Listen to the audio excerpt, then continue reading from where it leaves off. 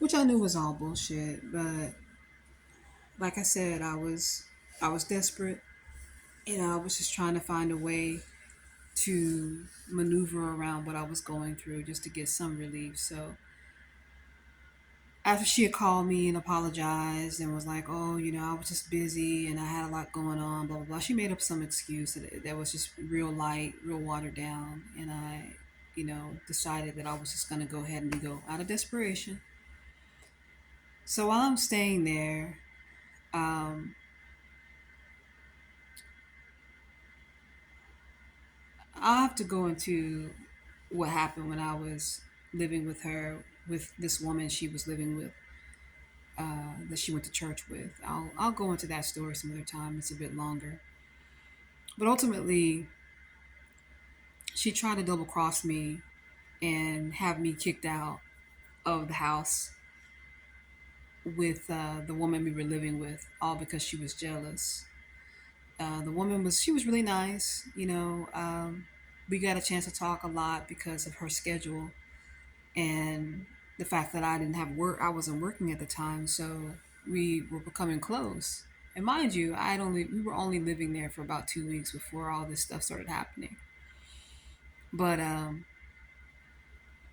she ended up having the convincing the woman to kick me out because she told her about my being gang stalked. And I was under the impression that she had already told her that I was being gang stalked, and that's what I was, why I was coming to stay there. But I think she had told her, but I think she ended up telling her that I was being assaulted, and this brought some concern to her. And I think they ended up telling the whole congregation, her old church, about it. And these brothers from this church was telling her, "Oh, you need to make sure she leaves. She doesn't. You don't need to have her there." So they come back, and she's telling me, "Oh, you need to leave." And my aunt's like, "Yeah, and I've changed my mind about trying to get a place with you. You need to just go ahead on and get your own place and maybe seek some help as well." And this is the whole plan to begin with. She wanted me living alone so that these people would have access to me in the very place where my gang stalking started. And I was just like, no, that's not going to happen. So I ended up telling her roommate in that same conversation that she was being gang stalked. This is what she said, at least. And that she had told me that she had been sexually assaulted. So the roommate's like, "Oh, wow, really? I didn't know this." And she ends up telling us both that we have to both leave. The roommate came to me later that night and told me a whole lot of stuff that my aunt had told her about me. And she was actually warning me about my own aunt and telling me that, she's got two faces. And I already told her, I said, "No, I already know." I said, "If I had any other avenues or any other opportunities to do something different, I would. But I'm in a position where I'm going to have to take her up on this offer and just kind of play it by ear." Nightmare. First apartment we got, um, really nice, in a nice neighborhood, gated, reasonable rent. I think it was $700. So, we only had a few $100s to spend between us with that. And um, electricity, two baths.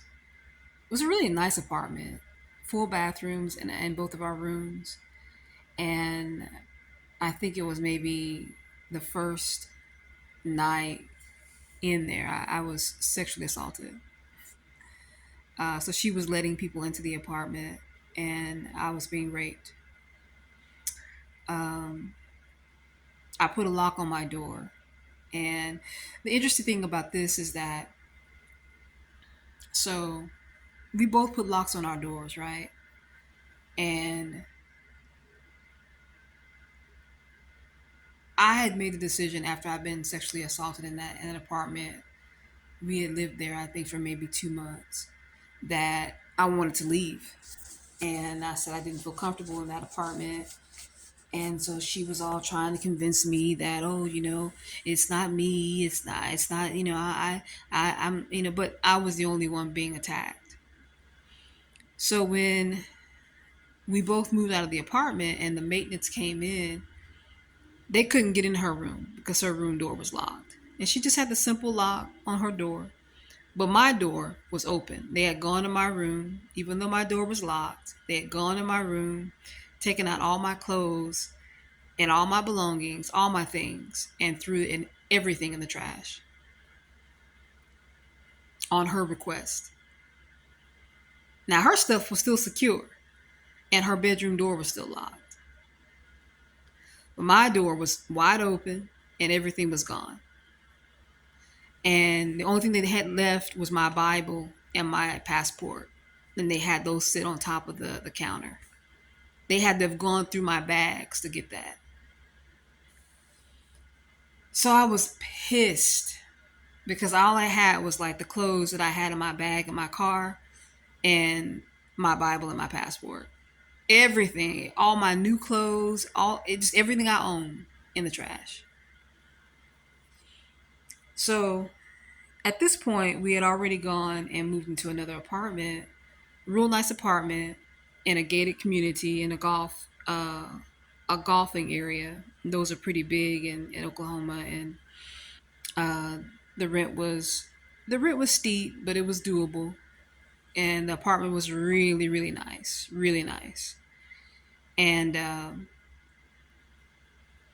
I just set her down and I said, "Listen, if I began being assaulted in this apartment, I'm going to look at you as a suspect." I said, "You and I are the only ones here, and I think it's very strange that in that time that you and I were together in that apartment, the only person that was being assaulted was me, but we're both supposed to be gang stalked." And I said, "If I began being assaulted in this apartment, I'm going to inform the police and I'm going to name you as the suspect." And she's like, "Oh, okay. Well, I mean, I'm not worried, blah, blah, blah, blah, blah." First night we're in the apartment, she gets pissed off because I chose my bedroom when we got there. And she wanted the one that was going to be that I chose. Why? Because she had already been in the apartment.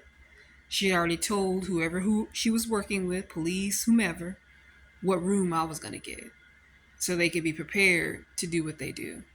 When I switched it up on her, she got all pissed. I didn't care. I was like, "I'm taking control of this. I'm doing this." So I chose my room. And that night she was like, "Do you want me to come sleep in your room with you?" Just all creepy like. And I was like, "No, I'm good. I'm just going to get some rest. Long overdue, just by myself." "Are you sure? Are you sure? I mean, you sure you don't feel unsafe? I can just, sleep in here until you fall asleep." "No, I'm good. Thanks." So that night was like the only night that I got some really good sleep. And she was pissed. Just, you can tell she was just unsettled because I had gotten some sleep that night. So the next night, um, totally different. And the next day, I go get something to eat, come in, sitting down, and she's like, well, I want to talk to you or whatever." And I was like, "Okay, what's going on?" "Well, I just wanted to let you know that last night I was raped." And that's just how she said it. No feeling, no like, you know, "I woke up and this is what I was experiencing. This is what, did you have anything happen to you or whatever?" It was just this, "I was raped." So I was just like, "Okay, are you going to go to the police? Are you going?" "No, I just wanted to let you know because, yeah, you just want to let me know because you have plans on trying to assault me." So I just said, "Well, I think you should go to the police. I think you should let someone know about it. But I'm letting you know, even though you're telling me this, because of what I said to you yesterday, if anything happens to me while I'm in this apartment, I'm naming you as a suspect. Nothing has changed. So that night, I was raped. Someone got into my room and I was assaulted. And from that point on, that was happening. So after the third time it happened, I I get up and I make a decision that I'm going to go to the police. So I go to the police, and when I get there, the police, they've already talked to my aunt. Yeah, we've already talked to Annie. Annie, that's your aunt? Yeah, she told us what happened. I hadn't even said a word.